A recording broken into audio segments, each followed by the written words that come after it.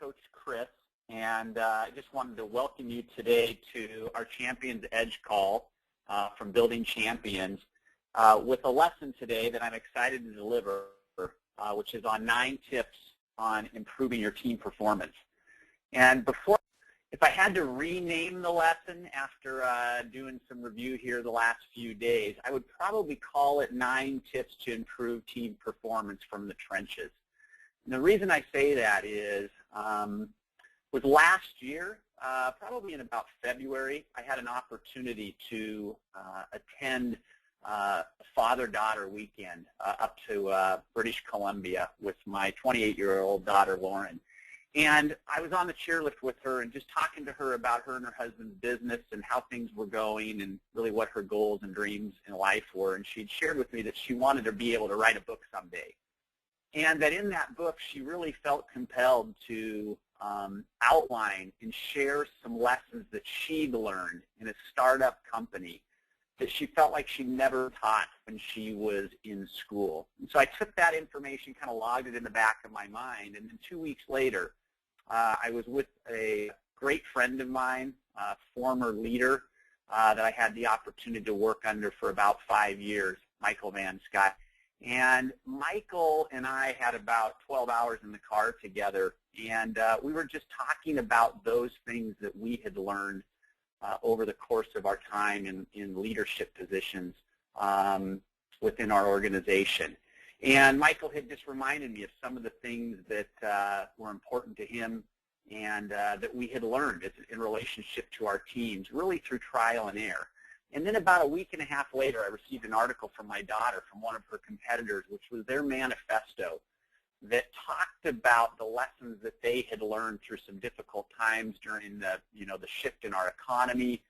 And all 3 of those things, plus my, 15 years of experience in leadership roles, and during that time having the opportunity to work on some fantastic and high-performing teams, compelled me to put together this lesson. And so anyways, that's why we're on the phone today. Again, I welcome you to the call, and let's jump right into 9 tips to improve team performance. Tip number 1, and any of you that have been around Building Champions are familiar with this, but it is for you to figure out your vision and live it. And too often what I hear about vision is that vision is something that got created sort of in a back room. It ended up being on the wall in the front lobby at an office, but that it isn't something that's being used every day to guide teams and guide an organization. And so I want to make sure that everybody understands vision should not be something that's glossed over. Your team members are counting on you as leaders to provide them with an understanding about what's our purpose. Why did I get out of bed today and come to work? What is it that we're trying to accomplish as an organization? They also want to understand what is it that we are supposed to be doing day in and day out to execute against this vision. And frankly, they really want to know, where are we going? And I think about an analogy, which is if any one of you were to jump in a car and drive over to one of your offices and show up and go in and grab one of your employees, and they agreed to go get in the car with you, I would anticipate the first question that they would have is, where are we going? And if you said, you know what, we're just going to drive, and you had no plan, at some point they would make a determination and ask you, please pull over the car and let me out. And what I see so often is that individuals manage their days and their business that way. You put your head down at the start of the year, you grind away, especially in this economic environment. You may not pop up for air, and somewhere along the line there, your people lose track as to where are we going. And so I want to encourage you, if you haven't taken the time to sit down and to compile your vision, where are we going? What's our purpose, first and foremost? And where are we going? And then what do we need to build as an organization in order to get there? I want to encourage you to do that. If you feel like you've done that, in that your people are on board, here's a great exercise. In your next staff meeting, take a 3x5 card, hand one out to everyone, have them sit down and just say this, just ask them a simple question. Where are we going as an organization, and what do you think your primary responsibility in getting this there is? And if you get consistency from your group, then you should feel confident that they understand the vision and they understand sort of who's on the bus and where they're going. If not, you've got some work to do. Some of you may be saying, excuse me, you know what, I kind of lost my mojo. I'm not totally sure what my purpose is. Somewhere in the back of my mind, I got into this industry, I stepped into this leadership role, made a decision to lead the individuals around me, but I've sort of lost my mojo. And here's what I would encourage you to do. I want you to go back and remember that first deal that you closed. I want you to remember that first customer and that experience when you satisfied their needs. Or I want to think about that first vacation you got to take with your family as a result of the job that you were doing at that time. It's incredibly important that you understand each and every day what purpose is. And that's where your vision comes from. What's also interesting to me in vision is, for those of you in leadership position, the neuroscience behind vision is incredibly powerful. Your job as a leader is to show your people, first, what is it they need to attend to. Second, to inhibit them from those things that they shouldn't be paying attention to or that will get in the way. And thirdly, provide them a working memory to operate from. And I will tell you, that's where the vision enters in.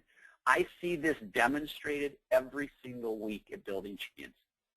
We have a Monday morning call at 7:30, and in that call, either Daniel or Barry read some section of our vision so that we can be clear about where we're going. And I want to tell you, if you talk to the other employees or the coaches within the organization, they would tell you this. Hearing our vision re-inspires me. Hearing our vision helps me to focus on what's important for the day. Hearing our vision gives me clarity around what it is that I need to do in our role or in my role. And lastly, as it relates to vision, although you will hear me talk about this several times today, is that my dad, Jerry, used to always say, don't close the gate once the cattle are out. And I want to encourage all of you, if you haven't checked in with your staff in a while in relationship to their understanding of vision, you need to do that. You may have some cattle that are out of the gate right now. You've been so focused on the tactical, you've been so focused on survival that your vision for your organization or your team has somewhere gotten lost. And I just want to encourage you to take the time and circle back around. All right, tip number 2.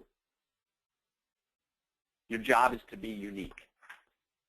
Each of you in business have something unique to offer, whether it's knowledge, whether it's systems, whether it's specific disciplines, whether it's structures or skills. Each one of you and each member on your team are uniquely gifted. It's the way that we were created. And if you want to improve your team's performance, you need to provide your team members and yourself the space so that you can capitalize upon that uniqueness. In the end, it's my belief that it's that uniqueness for you as an organization or as a team and your ability to execute around that uniqueness that will differentiate you and your team from the competition, and it will help you to be awesome. Your role isn't to be radically different than everybody else that's out there, but instead for you to be unique and to capitalize upon that. I will tell you, back to number 1, your vision enters into this arena. I had a manager named Jeffrey Brown, and so bear with me here on this. Jeffrey used to say to us, be who you can be, not who you want to be. And I want to make sure that everybody understands, I'm not talking about don't dream big. I'm not talking about don't pursue your dreams. But I can tell you this. I would love to play in the PGA, but I'm not Tiger Woods. And it's not going to happen for Chris. And so what I want to encourage you all is to think about where is it that our team is most uniquely talented, what niche do we fill in the marketplace, and let's be the best at that we possibly can be. All right, tip number 3. This is one of my favorite. Create more value than you capture. Stephen Covey, who I think passed away this past year, in his book, 7 Habits of Highly Effective People, talks about the abundant mindset. And too often what I see in business is this mindset of scarcity, this mindset of we need to hold on to everything. We shouldn't share our secrets with our competitors. We shouldn't reach out to others around us and share with them what it is that we're doing.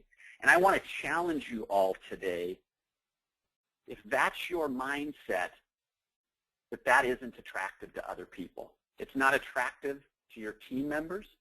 It's not attractive to your clients. And so for me, I really try to live my life, and this has served me incredibly well in my 20 years in business, and that is to attempt to be a light bender. And being a light bender has to do with living from an abundant mentality. I want to encourage you all, give it away. Share your tools. Share your ideas. Enrich those people around you. And I'd like to ask you all this question, is who are you most attracted to? Are you most attracted to the people that have that type of an abundant mindset, or those that operate from a position of scarcity? And I think if we all were really honest with ourselves, we sat down and thought about it, whether it's who we want to spend our time with, the clients that we want to do business, or the people that we want on our teams, those that operate from that position of abundance are much more attractive. And here's what I know. If you approach your business and you approach your teammates with that abundant mentality, craziest thing happens, but people are attracted to it, and people want to do business with you. Now, I will tell you this. Here's my caution, is if you approach your abundant mentality with what can I gain from this, people will see through it. They'll recognize that you're not being sincere. But I want to encourage you, take the time to bend the light. Take the time to shine into those around you and not to operate from a position of scarcity. Number 4, trust your instincts. And that I see this lived out in my own family. I've certainly seen this over years lived out in business. And I would also say that, no offense to the other men on the phone, that I often think that the women around me just do a better job at this, that sort of female intuition can kick in. And what I mean here with trust your instincts is this. If something is wrong, it probably is. If you sense something's wrong with one of your team members, it probably is. If you sense something is wrong with a relationship that you have with one of your clients, it probably is. There is no data about the future, and your instincts become one of the best tools that you have. And I want to encourage you all to learn to listen to those instincts and the instincts of your team members. And I will tell you, this as well circles back to vision. And it's the reason that we spent so much time today talking about vision and why it's number 1 on my list, is your instincts in business and in life will get better if you are clear around your vision, clear around your core convictions, clear around your purpose, clear around your future.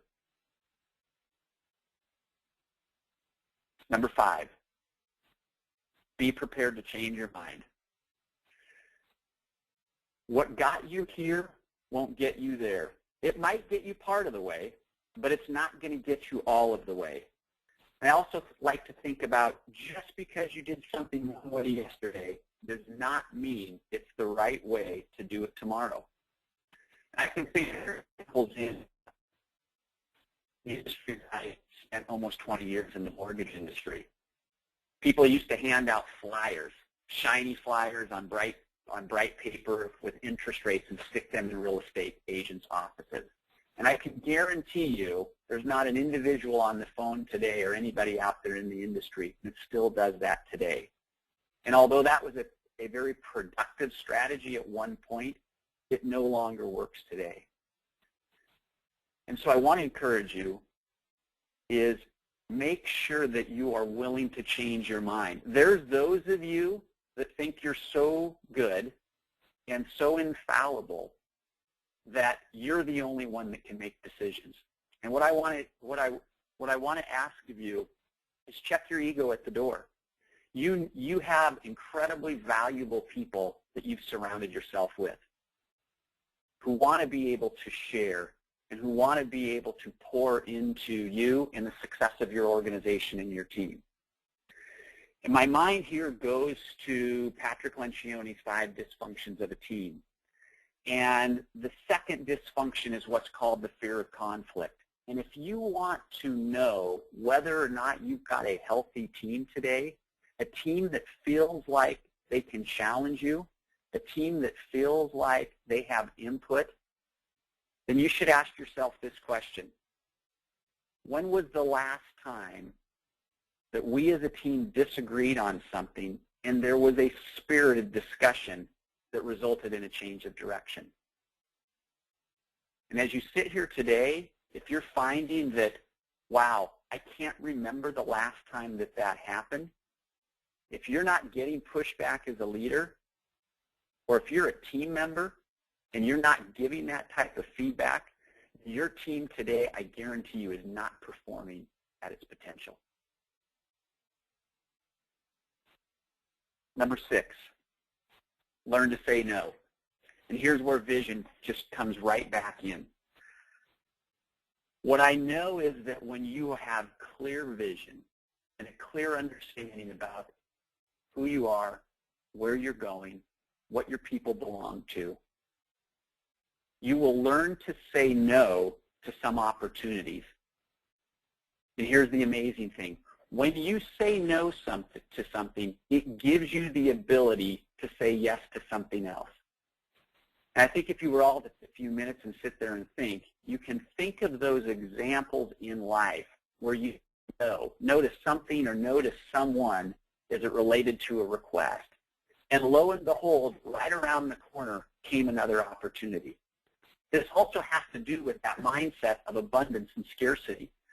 Too often, I see people sort of grab onto the first thing that comes across their desk, only to realize later that they've dedicated time and resources to that opportunity, and as a result, they haven't been able to say yes to that, which was even better. I know in Jim Collins' book, Good to Great, that the enemy of great is good. And so I want to encourage you is, if there's something that's in front of you and it isn't going to allow you to be the best that you can be, then you've got to be able to say no to that. Because you can't say yes to everything. One other comment as it relates to say no, and this is a little bit of a shift and points more directly at the team. If you want your team to perform at the highest level, you have to be willing to say no to unacceptable behavior on your team. You as a leader are defined by what it is that you allow on your team. And I know every one of us out there can think of those things that we've allowed that we should have said no to, or that we waited too long to say no to. And this is where your core convictions from your vision should be your guide. Your core convictions should provide a mechanism for you outlining with your team, these are the behaviors that are acceptable and these are the behaviors that aren't. And a great exercise there can be to simply take those core convictions and then look at those times where your team executed and the behaviors that were associated with that, and then look at those failures as well and decide, what didn't we say no to? What behavior did we allow to sort of seep in, to sort of weasel its way in, that's not consistent with the message that we want to be communicating to our clients and to one another? And I can think of all kinds of examples from my career, unfortunately, where I didn't say no. I can think about clients who would throw me transactions with the sort of idea of, let's see if this thing sticks. It's what I called the Hail Mary transaction. I can think of times where I spent significant resources pursuing something that ultimately turned out to be a big waste of time and energy. I can think of those times where I didn't say no to a new hire, where I had identified that there were some sort of red flags, something that wasn't setting right with me, and I made the decision to overlook that, hoping that it would go away, and it didn't. And so again, say no so that you have the ability to be the best that you possibly can and that your team does as well. Number 7, slow down. So we're looking at the screen there. Hopefully you're following along with me. And we've got a picture of a car wreck. And when the slider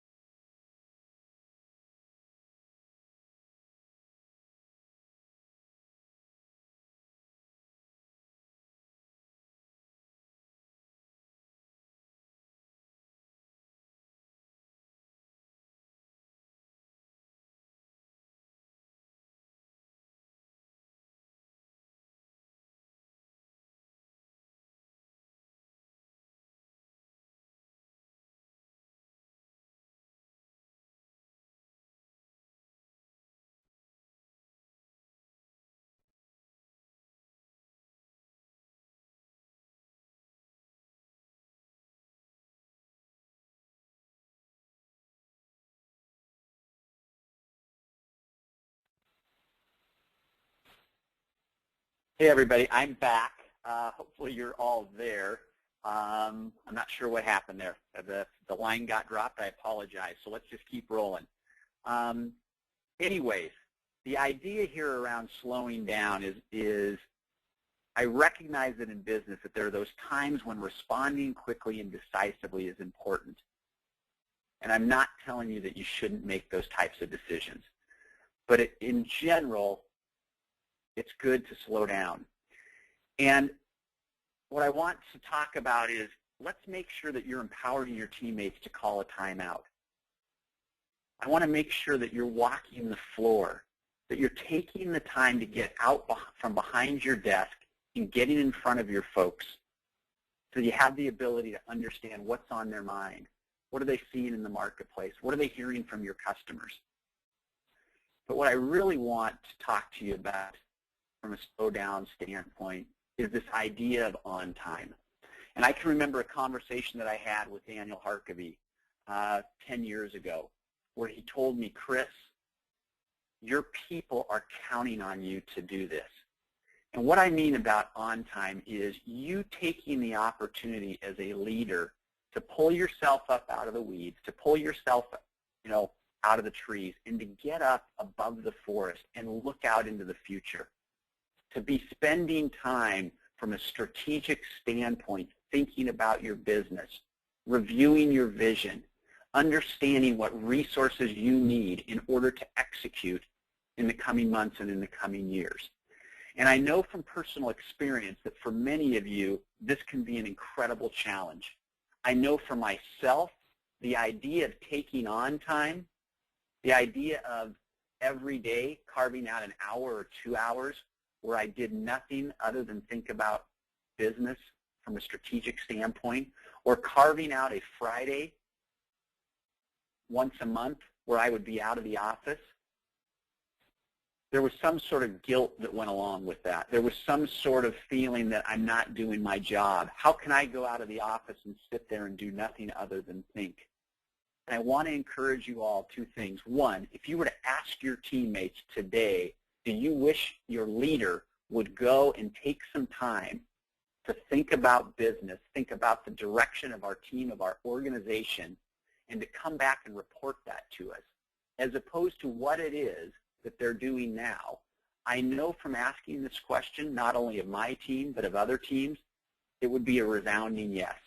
Go take that time. We are counting on you to set the course for our success, to set the course for our future, and to report back to us what sort of adjustments do we need to be making. Number 8, one of my favorites, special deals create special problems. And what I mean here is that quite often, and this comes back to the trust your instincts to a certain extent, quite often what I've seen from my coaching clients is that they will move from accommodating either an employee or a relationship or a customer, and they move from accommodation into a situation where they're compromising. And what I know is that when you move from that accommodation into compromising, and the telltale sign for you that this is happening is you start with self-talk. You start with this talk of, oh, we can do this.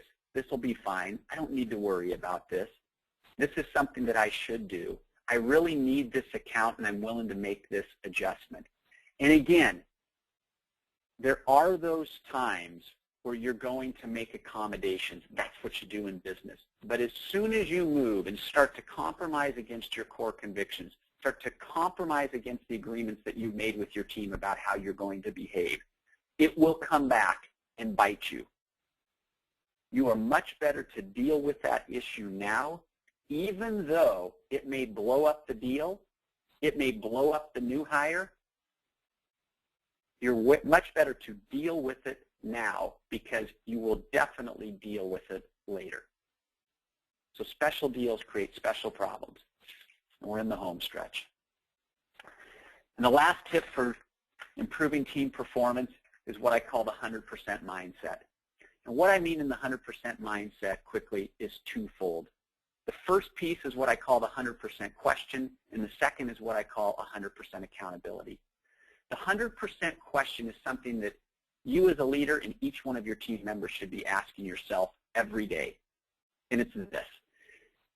If I could spend 100% of my time doing these 2 or 3 things that would have the biggest impact on our business, what would they be? And once you've asked yourself that question, then you need to ask yourself, how much of my day am I spending on the answer to that question? How much time of my day am I in my sweet spot doing those things that will move the ball forward? And if your answer is not much or not enough, then you need to figure out, how do you delegate? How do you reach out to your teammates and express to them, this is what I should be doing. Can you help me do that? But that's where you need to reside if you want to improve your team performance. And then the last piece is 100% accountability. And this is what I call owning it. If you want to see radical improvement in your team performance, empower everyone to own everything. And what I mean there is, don't punt. When a customer call comes in and says, you know what, I'm not getting the service level I need from this particular area of your company, don't say, well, gosh, that's not my area. Say, you know what, I apologize.